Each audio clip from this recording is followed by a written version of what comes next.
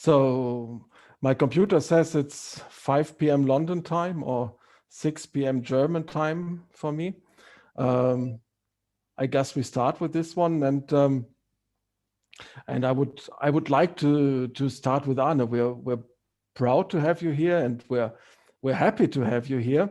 And well, I knew that you are the tournament director of the Champions Chess Tour, that you're doing big things there. What I've just learned is that you're not a member of the chess community, or maybe not yet. At least you're from outside of the chess world. So maybe you can tell us what exactly you do, how you found us, what the connection is, and how you improve to do what has been done so far with chess, which can already look back at quite a development. But my guess is you're going to bring it even further. So Arne, please. Thank you. Thank you for organizing this, and also thank you for having both me and some of my other colleagues from the Play Magnus group attending the different sessions here at this event. I would say that I'm now a part of the chess community, I would say, but since I've been working with chess now for close to a decade. But my background is not as a chess player, and I would be wrong to say that I would even qualify as a club player at this time. It's other parts of the chess world that I've been more into than exactly how I can improve on the board. But the reason why I got in, the world is full of coincidences, and I was working with I come from a background from marketing and communications and events and business development, and I was working with cross-country world championship in Oslo in 2011, and then there I was responsible for how the deliveries to the sponsors from the organizers. And after the cross country world championship was ended, I started to work in a communications consultancy that at that time had an office in Tromsø, and this communications consultancy was helping the municipality of Tromsø to write some applications about a potential event called the Chess Olympiad to be hosted in Tromsø. And since then, I came from a big event like the World Championship. The management of the consultancy told me, then you'll support Tromsø, since this Chess Olympiad is a big event. And then I must admit, I had to go on my computer, Google, and start. Look up what this is all about. Yeah. But that was my introduction to the chess world. And when I started to then we worked a little bit with them, and then I got involved with Espen Agdestein, the manager of Magnus, for several years, and we did some projects together. And then after a while, when he then came and said that managing Magnus by himself was actually quite tough because it was a lot to do, then we decided that okay, then I'll quit in the consultancy and I'll start to work with you on the management of Magnus. That's 6 years ago.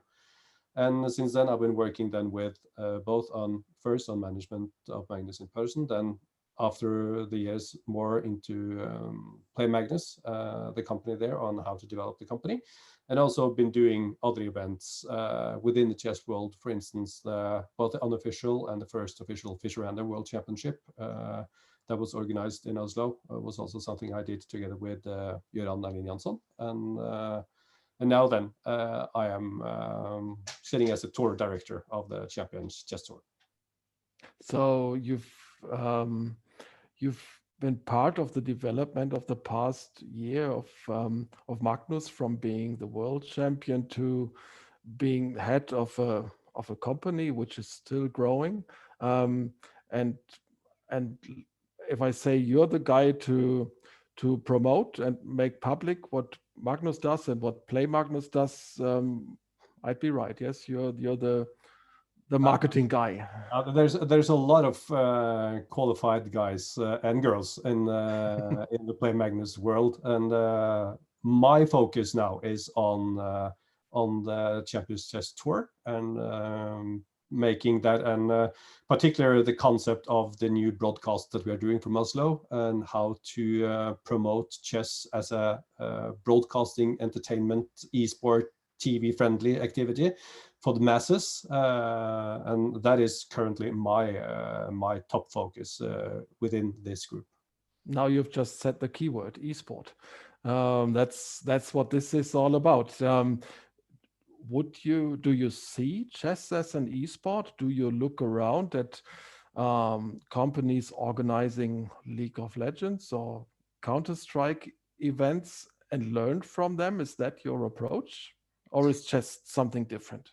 I see that chess is, I would say yes and no and yes all of this. I would say that chess is definitely has the opportunity to grow as an esport. That is, it has all the right elements to become much more popular on a digital space. At the same time, chess is so much more than an esport.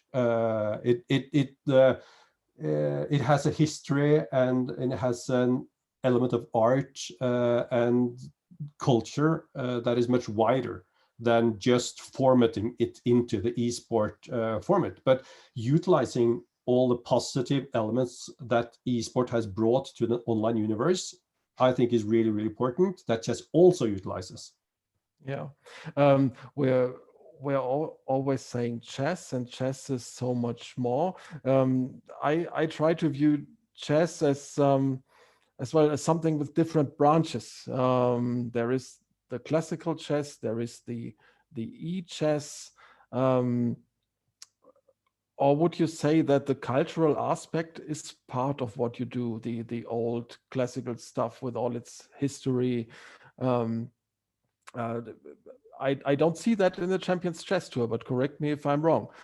Do you try to use that as well, or do you cover new grounds for chess in your work? Well, in the Champions Chess Tour, we had one tournament now out of 10. And what has been important for us is to start at a point where we grow the audience. That we both cater to the existing chess world with the different types of podcasts that we can provide for the existing chess fans, but even just as important, to cater to a completely new target group, those who doesn't have a high rating, those who doesn't have a lot of theory understanding, those who get really excited about the mental battle, about the intensity of the brain capacity, of the drama that's actually happening there, and to be able to capture and communicate that drama in a way that is understandable and approachable, even though you just might know which way to move the pawn. What do you do with the old target group? My impression is they feel threatened quite often. They say, this is not the chess that I know, and that I don't recognize this, and this is not my game anymore. What would you tell them? I would tell them that that chess is so big. There's so many outtakes on chess, and the Champions Chess Tour, we are focusing on an online platform, on rapid as time control, on maybe a compressed format of tournaments, and this is how we do it. But that doesn't necessarily say that this is the playbook for everybody else, but this is what works for us as well as we see it. You have offered 2 streams in the first tournament of the Champions Chess Tour at the Skilling Open. There was one. Many more than 2 streams. We had well, 4 I'm English language now. I don't know about the we actually had 4 streams in English. You had 4? 4 streams in English. Oh, yes. I was aware of 2. I saw the one that was always could already be seen on Eurosport, and I saw the one with Peter Liko and Tanya Sechdev. So what else was there? And in addition, so the importance here that the stream with Peter Liko and Tanya Sechdev, that is the stream that was catering for the existing Chess24 audience. That's where I wanted to go. Do you need different streams to cover all target groups that you have in absolutely. Absolutely. Because what is interesting for the audience watching Tanya and Peter is total gibberish for newcomers. And what is interesting for the studio from Oslo with David and Ivanka is way too baseline for more developed club players and players with high rating who like to hear the different lines, who like to hear the way that in the chess lingo. Because what is really important for what I think is both David and Ivanka has been doing a tremendous job of is to simplify the language in a way that it's accessible for a wider audience, and which I know is incredibly tough, because when you have been used to talking and commentating in a typical way for many years, because you've been communicated to the chess language, to the chess community, who understands all these abbreviations, all these short terms, all the different lingo, but a wider audience will not understand anything of this. So we have been at this level that I have told them that you're not allowed to, if you tell the squares by its actual notations, that's a big mistake.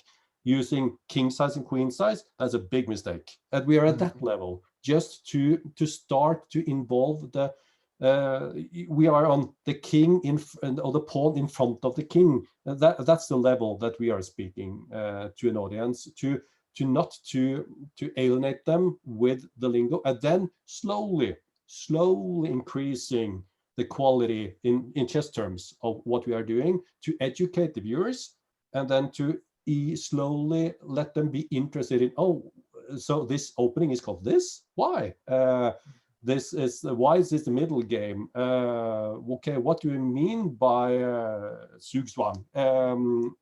And then slowly educating them, but keeping the vocabulary on a really easy and approachable level.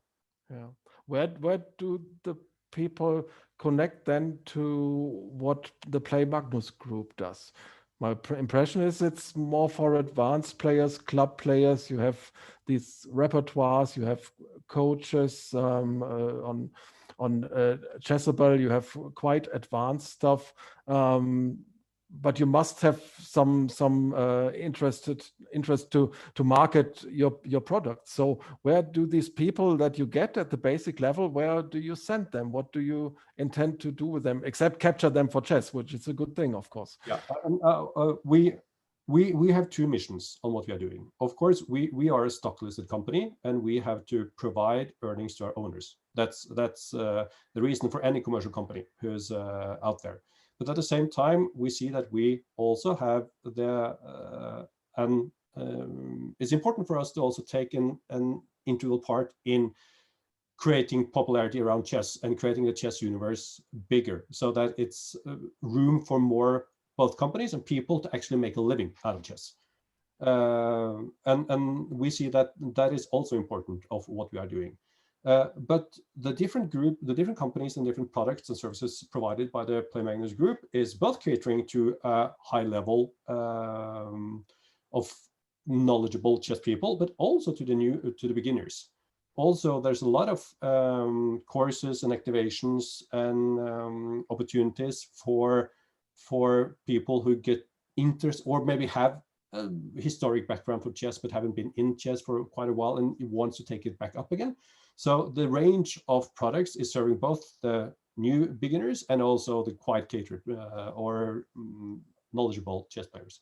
Yeah, I would like to bring in Paul Meyer-Dunker at this point, who maybe has the deepest esport perspective of all of us here in the chat, because you're an active esport guy. Paul, how do you see what Arne and the Play Magnus group do with their Champions Chess Tour? Is that something that you know from esport, or is that something completely different? Would you say they can do something better, or maybe esport can even learn from them? What's your perspective? The first thing is like I I really like the idea to have different streams, different offers for different target groups. It reminds me of in September there was the final of the League of Legends World Championship final. League of Legends, like the biggest esport title that exists, and they had different streams. They had the normal streams, and then they had a beginner stream for people new into League of Legends that had no idea what is happening. They called it the Red Bull beginner stream or something like that. So they already used it to gain some marketing too. And it was basically exactly that what Arne told about how they have a stream for people that are new into chess and there's a very low baseline. And that's just a super smart thing. Because like that's how you attract new viewers, how you get people into chess streams that are normally totally bored and not hooked at all because they can't do anything with all the stuff that is getting told. So that was the thing that I got reminded of. That's really, really smart. And the other thing is like I'm pretty sure that chess can learn very, very much from esports. Like the way how it is possible to promote a sport title basically just on online streams, online competition.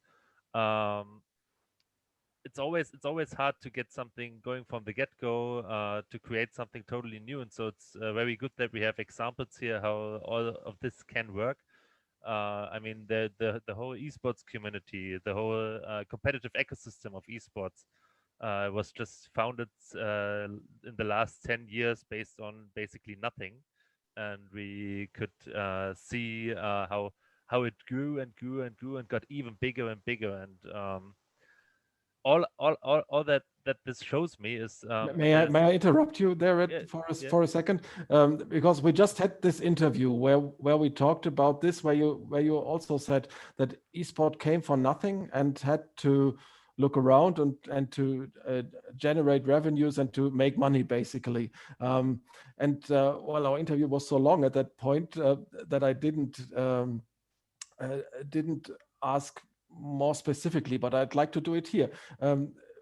Because in esport you have these titles like League of Legends and uh, uh, uh, Counter Strike, and they're based on an industry already, and I have to buy these games, and there it is much more commercialized from my point of view than chess is, where you don't have to buy anything and can just play.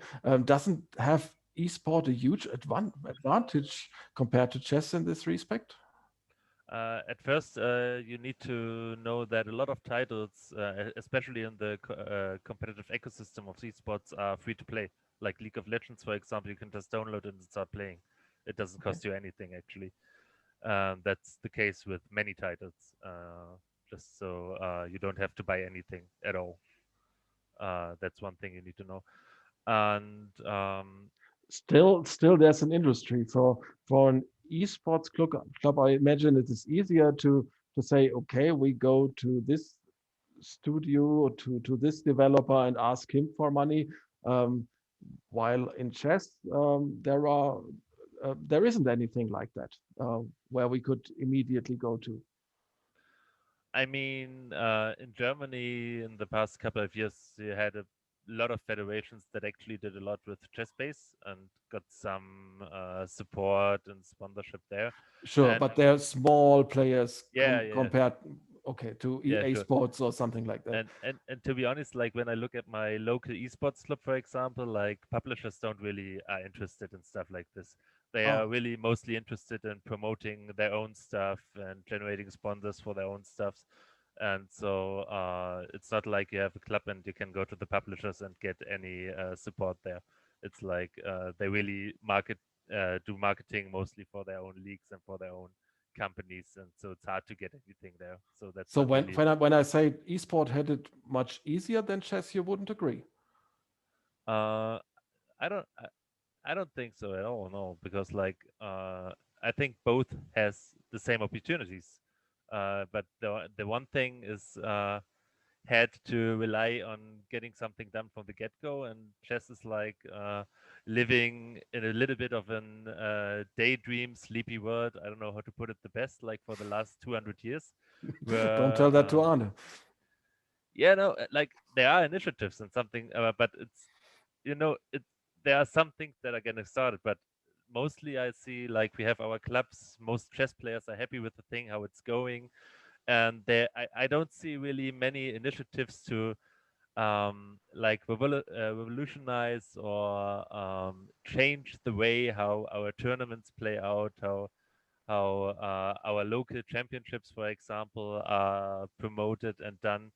And there are some big players that are trying. FIDE is trying some stuff. You have the Play Magnus group maybe, but it always feels like there are only some small initiatives, and there's nothing that's coming from bottom to the top, and there isn't like a huge will to change everything.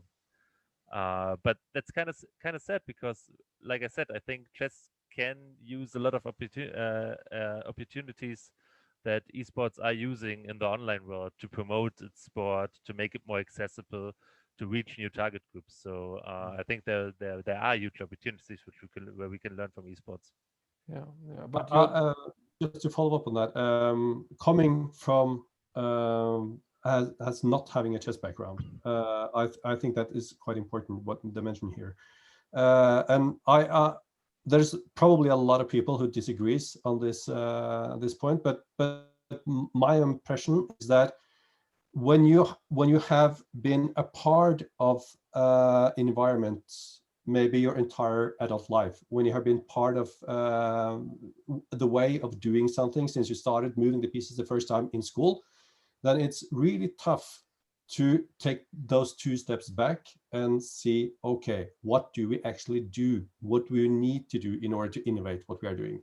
How can we improve if we call it chess a product, how can we improve this product in order to attract new people, to attract more commercial interest, to become more relevant for the community around us, and so you need to be able to really take those 2, maybe 3 or 4 steps back and look into the basics of how things are done, and based on that try to innovate how chess is perceived out there, since we all know that chess is played by hundreds of millions of people, and we all know that chess includes incredible positive elements when it comes to critical thinking, problem solving, strategic elements, and particularly for kids, the STEM effects for children playing chess, the effects of science, technology, engineering, math is really, really positive. Still, chess hasn't been able to commercialize over so many years. And my main hypothesis of that, and I know people disagree with me, but it's that when you have been a part of an environment your entire life, it's really tough to see how to actually innovate within that sport. Yeah. Let me take a look at the chat and pick up a question from there that I had on my mind all the time now. When you say chess, do you mean clubs? Do you mean federations?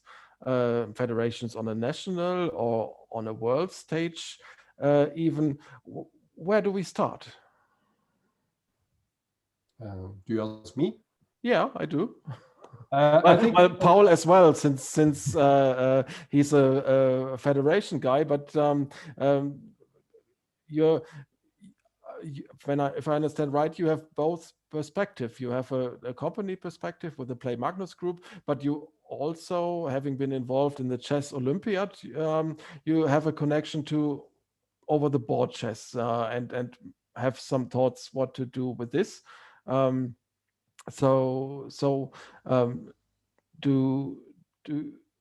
Do you see the most need for something to be done in the federations, on the club level, maybe on the league level, where if chess was yours for now, where would you lead us? Well, that was a big question. Of course, But that's what we're here for. I think that, of course, what is in order to create attention outside of the chess world, it's the entities, that being the international federation, the big companies, the big tournaments, those have to take the lead in order to create attention about positive attention about chess in a commercial element, and then all the but it's all the grassroots activities also then has to follow up, but of course within their capabilities. When you are a volunteer organizing a chess tournament for 50 people, you have a limited bucket of resources that it can work with, and everybody has to adapt at their level. But small steps all the time will, over time, of course, then create a major shift. Yeah.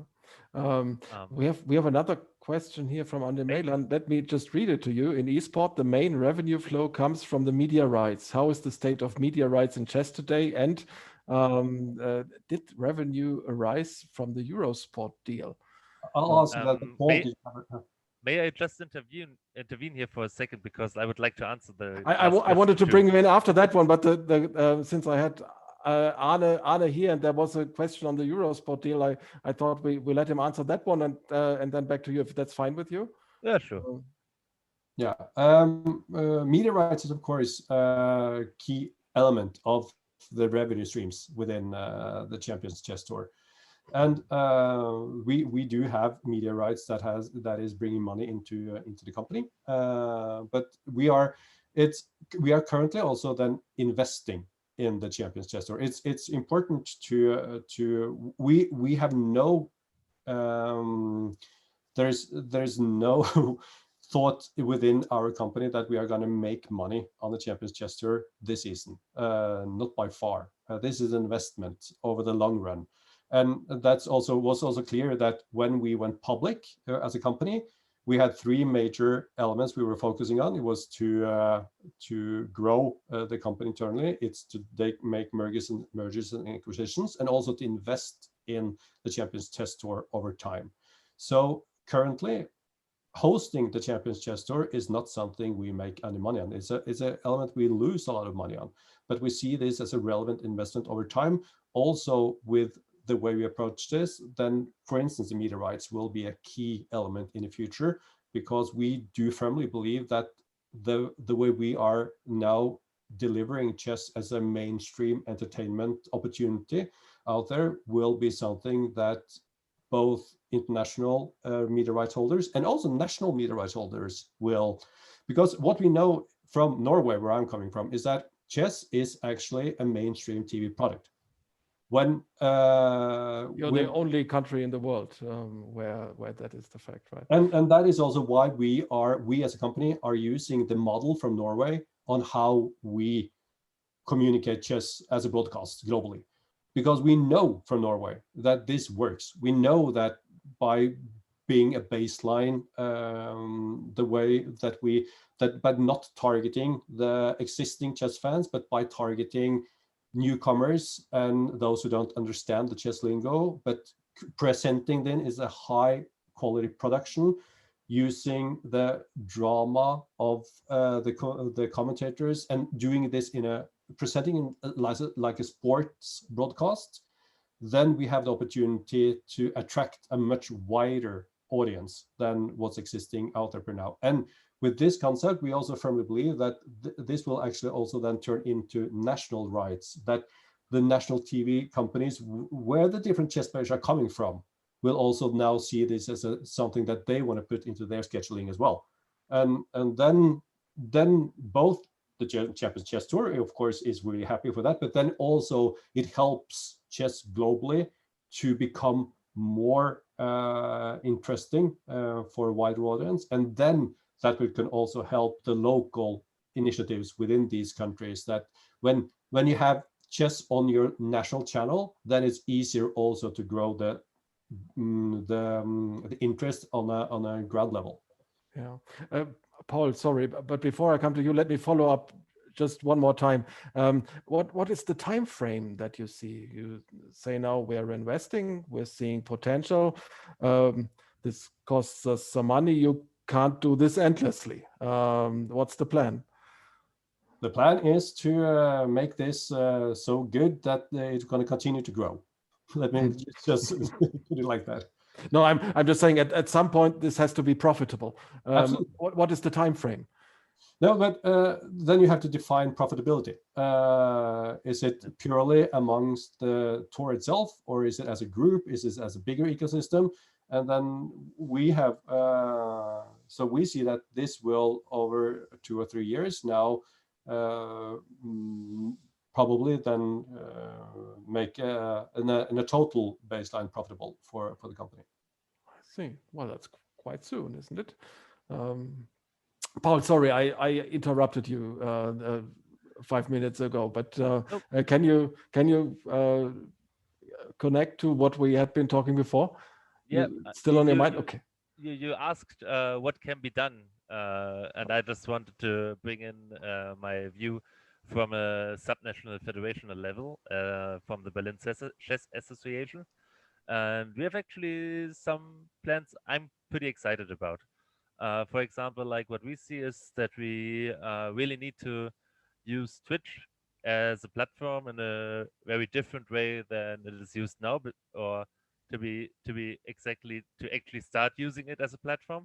And we are starting to get a cooperation with the German Chess Federation in that the German Chess Federation and the subnational federations from the 16 Bundesländer. I'm actually not sure how to say it in English. Counties?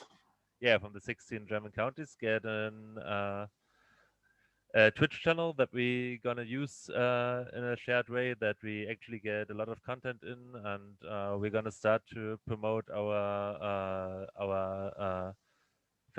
championships in a very different way. We're trying to cooperate with established German chess streamers, local and nationally, to get a mix of viewership in, like those that are already watching these established streamers and get them into our competitions, our broadcasts, by using those as a vehicle to get to those viewers.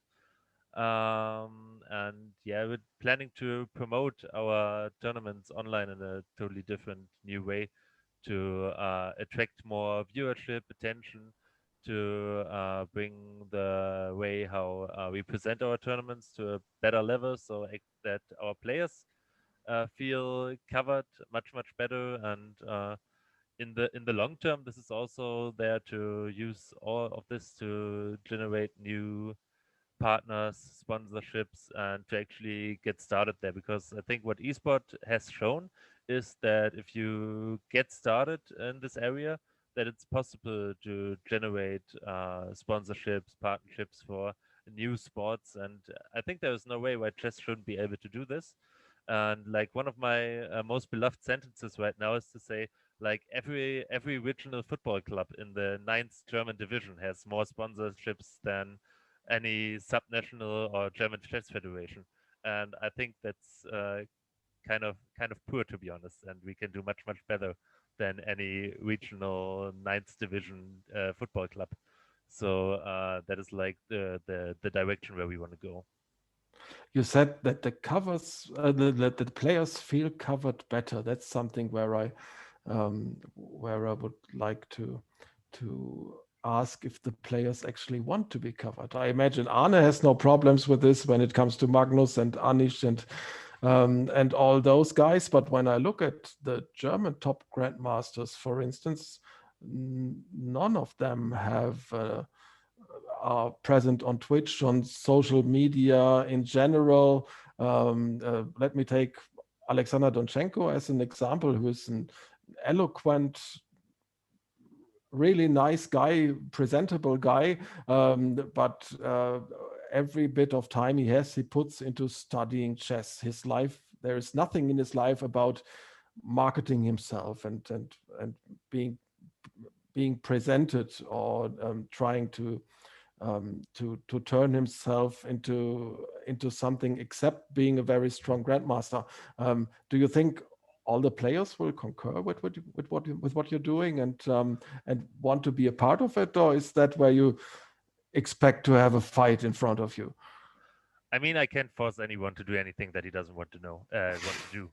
Yeah. But what I think is that we as a chess federation, as a tournament organizer, it is also our duty not only to organize tournaments, but to cover these tournaments, to tell stories about the tournament, to tell stories about the players, to get the interested audience, to get a grasp of the players, who they are, what they do, to make these things more interesting. Like, sure, when I want to do everything like it was done the last 20, 30, 40, 50 years, then I can just organize tournaments. But I just don't want to organize tournaments. Then someone else can do it. I want to tell stories. I want to get a grasp of the players. I want to make chess and the tournaments interesting. And I think that's also another thing we can learn from esports. Like, it's unimaginable to have an esports tournament where you don't get interesting stories, where you don't get interesting moments from the players.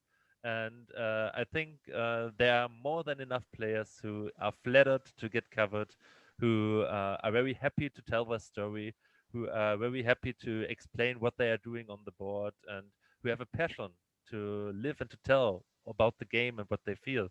So I don't see any problem in installing, for example, a commentary booth at my Berlin championship in the next or in 2 years, where I have a commentator room where someone can cover our tournament on Twitch, and where I can have interviews, for example, with the players. Like, that sounds super crazy, but it actually doesn't cost so much money, and it's pretty easy done. You just have to start with it. And so I think you just have to try to think big. You shouldn't be afraid to fail. When you fail, you need to learn, try again, and then we can start to make this all much more interesting. And then it also should be much easier to acquire local sponsorships, local associations, anyone who wants to support this. Because, like, when we make it interesting, when we get it covered, why shouldn't be there people to support it? And that's what I try to do, and what I think it's the easiest thing to learn from the esports ecosystem. I must say I'm completely agree with Paul here. It's crucial in order to increase popularity that the players participate and gives of themselves to an audience. But of course, this is not this is easier said than done, because most chess players, they sign up for a tournament, they come to a tournament, they play, they leave. And that's what they have been grown up with, and changing that perceptions also from the player side is something that's going to take time. They need to understand that, okay, using some of my time, my precious preparation time, in communicating with people externally in front of an event is important. Also, sharing my thoughts just after my round, my game, my match, even though I lost, is particularly when you lost, is incredibly important, because you need to communicate the drama of what has actually happened over the board to an audience. And then it's, of course, even though I'm not a chess player, I have understood over the last 10 years that there's mentally not much tougher than losing a chess game. Yeah. In every other sport, you can blame your teammates, you can blame the weather, you can blame that equipment wasn't working, you can blame that, whatever. In chess, you have only this element to say worked or didn't work. And of course, having to speak about what didn't work when your brain did not do the job you thought it would do is tough. That is completely understandable. But it's even as important then to be there and to be able to share your thoughts and share your disappointment to an audience out there. Because also, going back to what Paul said, to be able to create interest for chess outside the chess world, you need to be able to feel something for the players. You need to either, you have to find the players that you are rooting for. You need to have the players that you feel are the bad guys. You need to understand the conflict. You need to understand that there's so much more than just moving pawns over a board that's happening between the players. And when you're able to tell these stories, then the interest gets out there, and then you're able to get the understanding of a wider audience of what chess is all about. Yeah. Do you school the players actively in this way? For instance, there was Ian Nepomniachtchi on Twitter who was insisting, I don't have to give interviews. I don't want to give interviews when I lost. So have you As I said, this is a long journey also for the players. For some players, it's something they easily accept. For others, it's really tough. And we see that we cannot change this from one day to another. But of course, we are, as an organizer, we are putting quite strict demands on the players on how to participate. But it's easier, as I said than done. okay? I mean, when I can just get in here, I think we just need to start to give them the offer to actually start promoting this kind of stuff. And I mean, many chess players aren't natural born communicators or public. Worse even, we have somewhere in the chat here that chess is not including, but rather excluding. Yeah, but I think when we actually get started with this, many might also be just surprised. And the other thing is, like, you have it in every sport that there are people who doesn't really want to do interviews, who don't really want to communicate a lot, and that's just part of this part of sports. Totally normal. You always have these players, but you also will have some people where you would be surprised how they make the viewer feel with him, suffer with him. Get connected with him. And there's like the example of a famous NFL player who was at the Super Bowl media press meeting and just said on every question for half an hour, "I'm just here to not get fined." So you will always have these kind of people. So Yeah, I just imagine it's more difficult to move in the direction you both point at on your lower level in Berlin with the local masters and let's say your usual grandmasters than with the very top guys that Arne deals with. Wouldn't you say that? I mean, I imagine the Berlin City Championship, and now there's Paul Meyer-Dunker and tries to tell stories about guys who have never been confronted with anything like this. That's I am. yeah, but I mean, there you have more of, like, you can say ordinary people, or however you want to frame it, but they also have to tell stories, and they are interesting too. And like, that's another perspective, but that also are stories you can tell. Important is that you have someone that gets to them, knows how to extract these stories, how to put the right questions, and then ordinary people can tell great stories. You just have to get started with it. I mean, the other thing what we're gonna do is that we try to make the tournament as attractive as possible. Like, we have a lot of grandmasters in Berlin, but we don't get them to play the Berlin Chess Championship. We're gonna change that, and yeah, now don't see a reason why this shouldn't work on a subnational level even. Like, you have to have a more localized approach in a lot of stuff. But I mean, there are a lot of people in Berlin, and the chess community in Berlin in general, that are also very interested in chess. And so even on such a subnational level, there's no reason why that shouldn't be able to get done. We have And local chess streamers that have big viewership numbers. Niklas Huschenbeet, for example, or even a much smaller one, Steve Berger. But they all are able to attract significant viewership. So we just have to get started. And you also have to figure out which target group are you communicating to. Are you communicating to other chess players, or are you communicating to a wider audience? Because speaking on by experience, also having chess players, when chess players is interviewed by media, it's top level chess players, it's often tough for them to explain in layman words what actually happened. Because they also are so used to communicating to other chess players that they just go into those significant moves within the game and start to explore lines. And then if you are a regular journalist, then the wall goes down and you do not know what to ask the next question. So also training chess players on how to actually drop the lingo and speak, and what was it like for me? How did I experience this? Where did I go wrong? Where did I go well? And using those terms instead of just analyzing the chess game that actually happened will also then make it easier and more accessible for a wider audience to understand what happened.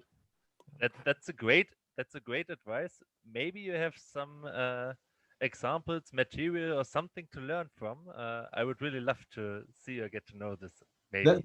The best one in the world actually is Magnus Carlsen, because he's so used to speaking to mainstream media that he is really good at. You can do one interview with a TV station and then talking about how it was for him as a person, and then he switched to another camera from a chess station, and then he goes into the analytics of the game. He is really good on understanding who he is talking to when he is speaking about his game. I assume that's because he has so much experience. Of course, being approached by media. And then it's much easier than if you're not experienced to the same media attention that he is. Yeah, I'm just saying he had never had any training or was in his communication seminar or whatever. That's something he does naturally, right? He has over the years gotten a lot of advice, and then of course he decides which advice he likes to follow. Yeah. Well, and you approve of what he does. It seems. Yeah, he is a great communicator, actually. Yeah. How about the other guys? Magnus is an exception in every respect. He has more media context than any other chess player. He is the best, and so far. What about the guys beyond him? Do you see this has improved? Would you say chess players have already gotten more approachable by regular guys with regular questions? I think that of course you cannot put chess players as one group, just like is in any other element. That there's so many personalities and so many different approaches on how to speak. So there's a big range there. From some has really understood that being approachable and being part of the new media sphere is important for me, both as a chess player but also as a personal brand. While others are, I'm here to play chess and that's what I do, period. And getting the last group to change, that's tough. Well, yeah, and probably also have some naturals who just do it, like, well, Grishuk, Giri, they were like born for it and they enjoy it, while others may not. I'm trying to think of someone who does not, and I can't really come up with a name. So that's a good sign, I guess. That I don't find anybody who I would say needs to get some coaching. Are you expanding the group of participants in your tournaments? Do you try to go to, let's say, lower levels, to top 100 players? And will you then have to start all this from the very beginning? How's the future in that respect? We are for the Champions Chess Tour. There's a combination there of the way the tour is set up is that the best 8 players automatically qualifies for the next tournament. But then the rest of the seats in each tournament is either filled by popular vote, so that the viewers can vote their favorite players back, or wildcards. And there we have the opportunity to include talents and players that are not normally amongst the top players in the tournament. At the same time, we are also then looking into how can we also make tournaments and tours for both more junior players. How can we do that for female players? and we are definitely having really good discussions internally on, and we will hopefully also soon bring to market some more information about that. Oh, I'm curious. There was David Anton voted as the viewer's favorite in the Skilling Open, and not as everyone expected, Alireza Firouzja, who has a great story, who is an approachable guy, while Anton is not, well, he's very strong, of course, but he's not well known, I would imagine. How did that come? What was the reason for that?